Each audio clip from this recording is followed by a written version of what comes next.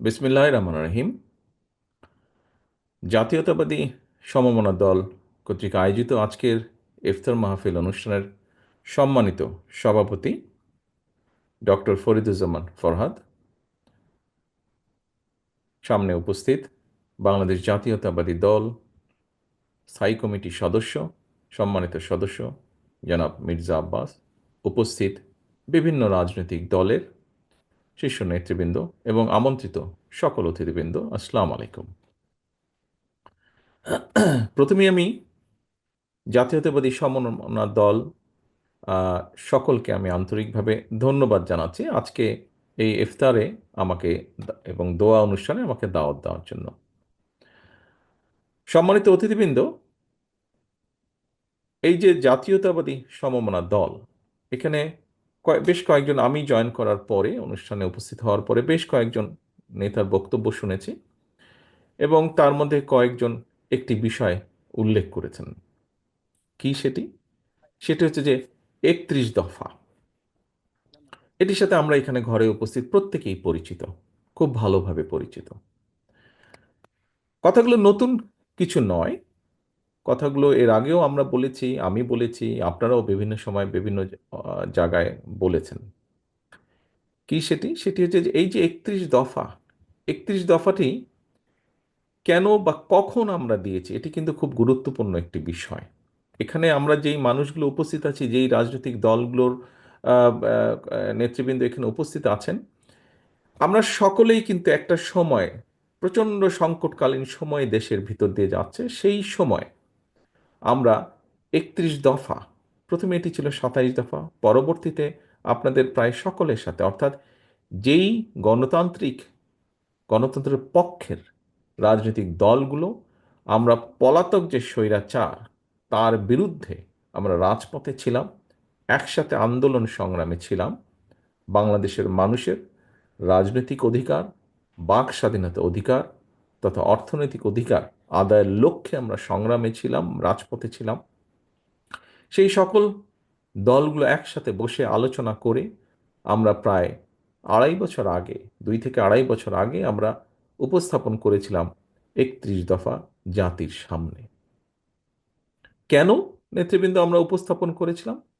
কারণ একটি, আমরা দেখেছিলাম যে পলাতক যে স্বৈরাচার তারা কিভাবে দেশের প্রত্যেকটি প্রতিষ্ঠান, যে কোনো প্রতিষ্ঠানের কথা আমরা উল্লেখ করি, সেটি শিক্ষা ব্যবস্থা হতে পারে, সেটি মানুষের স্বাস্থ্য ব্যবস্থা হতে পারে, সেটি মানুষের কর্মসংস্থানের ব্যবস্থা হতে পারে, সেটি বিচার ব্যবস্থা হতে পারে, সেটি সিভিল অ্যাডমিনিস্ট্রেশন হতে পারে, পুলিশ অ্যাডমিনিস্ট্রেশন হতে পারে, প্রত্যেকটি প্রতিষ্ঠান, বিদ্যুৎ সেক্টর হতে পারে, প্রত্যেকটি প্রতিষ্ঠান ধ্বংস করে দিয়েছিল তারা।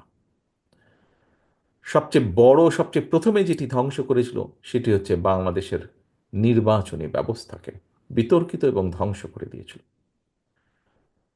প্রিয় সহকর্মীবৃন্দ, সম্মানিত উপস্থিতিবৃন্দ, বাংলাদেশ জাতীয়তাবাদী দল এবং এই দলটি যে সকল রাজনৈতিক দলকে সাথে নিয়ে বাংলাদেশের মানুষের অধিকার প্রতিষ্ঠার আন্দোলনের সংগ্রামে ছিল, আমরা সকলে বিশ্বাস করি যে এই যে যেই প্রতিষ্ঠানগুলোকে ধ্বংস করে দেওয়া হয়েছিল, সেই প্রতিষ্ঠানগুলোর আমাদেরকে মেরামত করতে হবে। এবং যেহেতু আমাদের রাজনীতি হচ্ছে বাংলাদেশকে ঘিরে, বাংলাদেশের জনগণকে ঘিরে, আমাদের রাজনীতির সবচেয়ে বড় পুঁজি হচ্ছে এই দেশের জনগণ। কাজেই এই বিষয়গুলোকে যদি আমরা মেরামত না করি, এই কাঠামো, রাষ্ট্রের এই কাঠামোগুলোকে যদি মেরামত না করি, এই দেশকে আমরা আমাদের কাঙ্ক্ষিত লক্ষ্যে নিয়ে যেতে পারবো না, মানুষের প্রত্যাশা অনুযায়ী গড়ে তুলতে সক্ষম হব না। সম্মানিত উপস্থিতিবৃন্দ, এখানে আপনাদেরকে একটি ছোট ঘটনা আমি উল্লেখ করতে চাই। আহ, মির্জা আব্বাস সাহেব উনি ওনার বক্তব্যে কিছু একটি বিষয় উল্লেখ করেছেন। আরও অনেক আমরা পত্রিকার পাতায়, সংবাদ চ্যানেলে, আমরা টিভি চ্যানেলে বিভিন্নভাবে যখন দেখি, আমাদের আশেপাশে বিভিন্ন বিষয় নিয়ে কথা হচ্ছে, সংস্কারের বিষয় নিয়ে কথা হচ্ছে, বিভিন্ন রকম সংস্কারের বিষয় নিয়ে কথা হচ্ছে। সংস্কার কিন্তু সবচেয়ে প্রথম, আজকে অনেক ব্যক্তি, সকলকে সম্মান রেখেই বলতে চাই, অনেক ব্যক্তি সংস্কার নিয়ে অনেক কিছু বলছেন, কিন্তু সংস্কারে বাংলাদেশে যে সংস্কার প্রয়োজন, বাংলাদেশের সকল কিছুতে যে সংস্কার প্রয়োজন, রাষ্ট্র কাঠামোর মেরামতে যে সংস্কার প্রয়োজন, কথাটি সবচেয়ে আগে সেদিন আমরাই বলেছিলাম। এখন আপনারা এখানে সকলে যারা উপস্থিত আছেন প্রত্যেকেই আপনার রাজনৈতিক নেতৃত্ব, আমি একজন রাজনৈতিক কর্মী। আমার কাছে সংস্কার বলুন, রাজনীতি বলুন, কি বুঝি, অবশ্যই প্রত্যেকে আমরা একজন স্বাধীন মানুষ হিসাবে প্রত্যেকে আমাদের চিন্তা আছে রাজনীতি সম্পর্কে, যেই আদর্শে আমরা বিশ্বাস করি তার সম্পর্কে আমাদের স্ব নিজস্ব চিন্তা আছে। সম্মানিত উপস্থিতিবৃন্দ, একটি ঘটনা উল্লেখ করতে চাই আপনাদের খুব সংক্ষেপে, যেহেতু আমাদের খুব বেশি সময় নেই। আহ, রাজনীতি বলতে আমি ছোটবেলা থেকে যেটি দেখে এসেছি, আমার রাজনৈতিক ব্যাকগ্রাউন্ড কি, আমি খামাখা এটি আপনাদের সামনে তুলে সময় নষ্ট করতে চাই না, আপনাদের ধৈর্যচ্যুতিও ঘটাতে চাই না, আপনারা সেটি জানেন। এখন ছোটবেলা থেকে আমি রাজনীতি বলতে কি শিখেছি বা কি বুঝেছি, একটি ঘটনা দিয়ে আপনাদের সামনে আমি তুলে ধরতে চাই। ঘটনাটি 2010 সালে। তখন আমি এই দেশে যুক্তরাজ্যে আমি আছি। নির্বাচন এসেছে যুক্তরাজ্যে এই ইউকেতে নির্বাচন অনুষ্ঠিত হচ্ছে। নির্বাচনে আলোচনা হচ্ছে, টিভিতে একটি অনুষ্ঠান দেখছি আমি, আলোচনা হচ্ছে। আলোচনাটি হচ্ছে তিনটি প্রধান দল, আজকের যেই শাসক দল এই দেশে লেবার পার্টি, এই বিগত নির্বাচনের আগে যারা ছিল রাষ্ট্র ক্ষমতায় দেশ পরিচালনা কনজারভেটিভ, এবং একটি মাঝামাঝি দল আছে লিবারেল ডেমোক্রেটিক পার্টি। তো তখন লেবার পার্টি ওই সময় ক্ষমতায় ছিল। লেবার পার্টির সেই সময় টনি ব্লেয়ার গর্ডন ব্রাউনের কাছে ছেড়ে দিয়েছিল ক্ষমতা। গর্ডন ব্রাউন সেই সময় টনি ব্লেয়ারের গভর্নমেন্টে উনি ট্রেজারি বা আমরা যাকে অর্থমন্ত্রী বলি। সাথে আলোচনা হচ্ছে ক্যামেরুন কনজারভেটিভের যে প্রধান ব্যক্তি তখন ছিল, আর নিক ক্লেগ লিবডেমের যে প্রধান ছিল, তিনজনের মধ্যে আলোচনা হচ্ছে। আলোচনার এক পর্যায়ে অনেকগুলো বিষয় আলোচনা হচ্ছে। একটি বিষয় সামনে চলে আসলো। কি বিষয়? আহ, আমরা অনেকেই ইউরোপের বিভিন্ন দেশের স্বাস্থ্য ব্যবস্থা নিয়ে আমরা আলোচনা করি। আমরা আফসোস করি, আহা, বাংলাদেশে আমাদের স্বাস্থ্য ব্যবস্থাটা যদি এরকম হতো। প্রিয় সম্মানিত উপস্থিতিবৃন্দ, আলোচনার বিষয়বস্তুটি কি ছিল জানেন? স্বাস্থ্য ব্যবস্থারই একটি বিষয় ছিল, কোন দল জনগণের ভোটে সরকার গঠনের সুযোগ পেলে, এই যে হঠাৎ এমার্জেন্সি হলে বাসা থেকে যে এই দেশে অ্যাম্বুলেন্সের জন্য ফোন করে, কোন দল কিভাবে হসপিটাল থেকে অ্যাম্বুলেন্সটা রোগীর কাছে পৌঁছবে এই সময়টাকে কম কে করতে পারবে। অর্থাৎ সেই সময় যদি ধরে নেই অ্যাম্বুলেন্স আসতে এভারেজে 12 মিনিট সময় লাগে, তাহলে ওই তিন দলের মধ্যে আলোচনা হচ্ছিল যে আমি সরকার গঠনের সুযোগ পেলে আমি চেষ্টা করব এটি 12 মিনিট না, যাতে 10 মিনিটে আসে, 10 মিনিটে পৌঁছতে পারে অ্যাম্বুলেন্সটি। প্রিয় সহকর্মীবৃন্দ, হ্যাঁ, যুক্তরাজ্য এরা প্রায় 300 বছরের উপরে এরা গণতন্ত্র প্র্যাকটিস করছে। নির্বাচন ছিল সামনে, তাদেরকে জাতির সামনে উপস্থাপন করতে হয়েছিল অনেকগুলো বেকার সমস্যার সমাধান কোন দল কিভাবে করবে। স্বাস্থ্য ব্যবস্থার উদাহরণ তো আপনাদের কাছে দিলামই, শিক্ষা ব্যবস্থায় কার কি ভূমিকা, কে কিভাবে রাখতে চায়, সেই কথাগুলোও সেখানে ছিল। অ্যাম্বুলেন্সের ঘটনাটি আপনাদের সামনে আমি এজন্যই উপস্থাপন করলাম যে একটি গণতান্ত্রিক রাষ্ট্রে, গণতান্ত্রিক ব্যবস্থায় জনগণের যদি সুযোগ থাকে কে দেশ পরিচালনা করবে, সেই সুযোগ যদি জনগণের থাকে, জনগণের হাতে থাকে, জনগণের সেই ক্ষমতা থাকে, তাহলে রাজনৈতিক দলগুলো এইরকম বিষয়, অর্থাৎ 12 মিনিট থেকে কিভাবে 10 মিনিটে অ্যাম্বুলেন্সের টাইমটাকে নিয়ে আসবে, এই বিষয়গুলো আলোচনা হয়।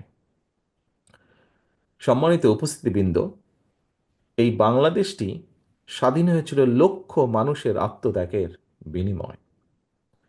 তারপরে আমরা দেখেছি বিভিন্ন সময় গণতন্ত্রকে ব্যাহত করেছে অনেকেই, একদলীয় বাকশাল বলি, বিভিন্নভাবে বলি না কেন, বিভিন্ন সময়ে গণতন্ত্রকে ব্যাহত করা হয়েছিল। বিগত 15 বছরের ঘটনায় আমি নাই বা গেলাম। জুলাই আগস্টে জনতার যে অভ্যুত্থান, এই দেশের মানুষের, জনগণের রাজনৈতিক দলগুলোর সাথে জনগণের সমর্থন ছিল বলেই সম্ভব হয়েছে পলাতক স্বৈরাচারের মতন একজন মাফিয়া স্বৈরাচারকে এই দেশ থেকে বিতাড়িত করতে সক্ষম হয়েছে সকলে মিলে। এই যে জনগণ রাজপথে বেরিয়ে এসেছে, জনগণ রাজনৈতিক দলগুলোর পাশে এসে দাঁড়িয়েছে, জনগণ সমর্থন দিয়েছে দলমত নির্বিশেষে সবাই, যে একটি পরিবর্তন হতে হবে। প্রিয় উপস্থিতিবৃন্দ, নিশ্চয়ই জনগণের একটি প্রত্যাশা আছে। কেন তারা এই পরিবর্তন চেয়েছে, কেন তারা এই পরিবর্তন চেয়েছে, তার একটি প্রত্যাশা আছে। অ্যাম্বুলেন্সের ঘটনাটা দিয়ে আমি মনে করি জনগণের প্রত্যাশা হচ্ছে যে আমরা রাজনৈতিক দল যারা, আমরা জনগণের জন্য এই রকম কাজগুলো করা শুরু করব। এই বিষয়গুলো নিয়ে আমরা কথা বলবো। হ্যাঁ, আমরা সংস্কার নিয়ে কথা বলছি, আমরা কথা বলছি আমাদের দেশে উচ্চ সংসদ হওয়া উচিত, উচ্চ কক্ষ হওয়া উচিত। আমরা কথা বলছি কার মেয়াদকাল কতটুকু হওয়া উচিত। আমরা কথা বলছি কতটুকু সংসদের ক্ষমতা থাকা উচিত, কতটুকু গণপরিষদের কি হওয়া উচিত। বিভিন্ন বিষয়ে কথা বলছি। আমরা কথা বলছি একজন ব্যক্তি কতবার কি নির্বাচিত হতে পারে। আমরা কথা বলছি কার মধ্যে ক্ষমতা বাড়বে, কার ক্ষমতা কমবে, এসব বিষয় নিয়ে। কিন্তু দিন শেষে যারা আমাদের রাজনীতির সবচেয়ে বড় পুঁজি, আমরা যে বিষয়গুলো নিয়ে আলোচনা করছি, সংস্কারের যেই বিষয়গুলো নিয়ে মিডিয়া গরম, সেই বিষয়গুলোর কোনো রকম পরিবর্তন হলে প্রত্যক্ষ বা পরোক্ষভাবে হয়তো রাজনৈতিক দলগুলো উপকৃত হবে, রাজনীতিবিদরা উপকৃত হবেন হয়তো, বা পরিবর্তন হতে পারে রাজনীতির কিছু কিছু। কিন্তু আমাদের রাজনীতির সবচেয়ে বড় যে পুঁজি জনগণ, তাদের ইস্যুগুলোকে নিয়ে আমাদের কি কথা বলা উচিত না? তাদের ইস্যুগুলোকে নিয়ে আমাদের কি চিন্তা ভাবনা করা উচিত না? অবশ্যই উচিত। কারণ এটি হচ্ছে আমাদের রাজনীতি, তারাই আমাদের রাজনীতির সবচেয়ে বড় পুঁজি, জনগণ। জনগণ নিশ্চয়ই বাংলাদেশের ইউকের জনগণ যেরকম জানতে চায়, নিশ্চয়ই বাংলাদেশের জনগণ জানতে চায় হঠাৎ এমার্জেন্সিতে কতক্ষণ তাকে অপেক্ষা করতে হবে অ্যাম্বুলেন্সের জন্য। আপনজন যখন অসুস্থ হয়ে কাতরাবে, নিশ্চয়ই আপনি আমরা সকলেই চাবো যে দ্রুত তাকে চিকিৎসা সেবা দিতে, এবং সেজন্য অ্যাম্বুলেন্সকে আমরা কল করব। সে অ্যাম্বুলেন্সটি দ্রুত যাতে আসতে পারে, দ্রুত যাতে আপনজনকে নিয়ে চিকিৎসকের কাছে চলে পৌঁছে যেতে পারে। নিশ্চয়ই এরকম আরও অনেক কিছু বাংলাদেশের জনগণ প্রত্যাশা করে রাজনৈতিক দলগুলোর কাছে, আমাদের কাছে। সম্মানিত উপস্থিতিবৃন্দ, সহকর্মীবৃন্দ, আসুন আমরা যে বিষয়গুলো নিয়ে আলাপ করছি, কার কতটুকু ক্ষমতা থাকবে, কি থাকবে, পাশাপাশি আসুন আমরা শুরু করি আলোচনা। জনগণের যে প্রত্যাশা, জনগণের যে চাওয়া, তাদের যে মূল লক্ষ্য বা উদ্দেশ্য, বা জনগণের যেই ডিমান্ডগুলো, সেইগুলো আমরা কি করব। পরিশেষে এইটুকু বলেই আজকে আমি বিদায় নিতে যাচ্ছি। ইফতারের সময় হয়ে গেছে, আর 1 মিনিট হয়তো বাকি আছে। সকলে ভালো থাকবেন, সকলে ইনশাল্লাহ সুস্থ থাকবেন। আল্লাহ হাফেজ। বাংলাদেশ জিন্দাবাদ, বাংলাদেশ জাতীয়তাবাদী দল জিন্দাবাদ।